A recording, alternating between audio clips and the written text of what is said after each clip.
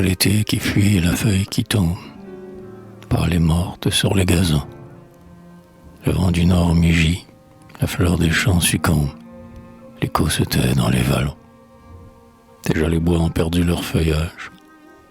Vers la chaumière accourent les troupeaux, car ils ont vu l'hiver sur les nuages, et les grésilles bondir sur les coteaux.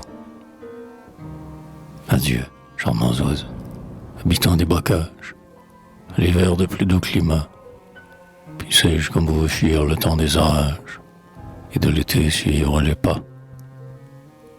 Mais ils sont loin, leur suave murmure a déserté les hameaux de nos bords. Seul l'eau mêle au deuil de la nature, dans nos vallons de sauvages accords. Là-bas, à l'horizon, comme un fantôme immense, l'hiver semble couvrir les cieux. Le vent devant son front roule avec violence, les flots épars de ses cheveux. De longs glaçons pendent ses paupières, dans les herbes sa robe de frimas. Le jour pâlit sous ses regards sévères, et la tempête enveloppe ses pas. Sonne, lyre fidèle, à mon âme isolée, chante le deuil de nos climats. Voix de l'or morguer la tête mutilée, qui se penche sous les verglas. Dans l'air glacé, d'un vol lent et sinistre, le hibou blanc erre de toit en toit.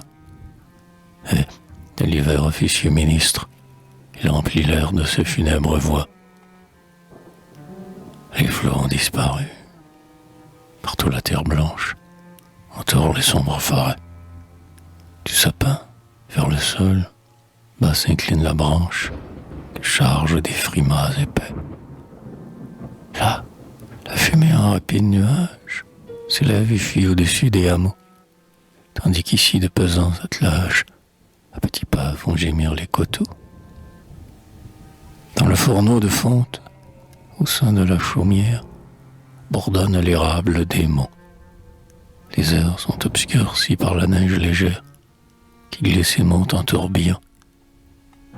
Et le toit crie, et puis dans la fenêtre, le grésil vient sans cesse pétiller.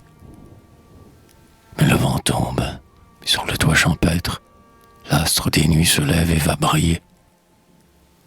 En quel autre climat la reine du silence montre-t-elle plus de splendeur que j'aime au Canada, la nuit de plaine immense, resplendissante de blancheur.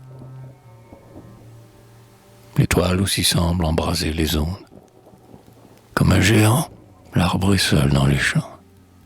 Non, pas un bruit dans les forêts profondes. Le calme est vaste et les cieux rayonnants. Et peut-être, pourtant, dans cette nuit si belle, un voyageur là est glacé, égaré sur sa route. S'arrête et chancelle, à ses yeux tout semble effacé.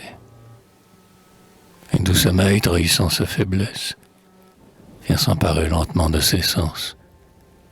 Sommeil fatal dont la perfide ivresse, dans le plaisir rend le fil de ses ans.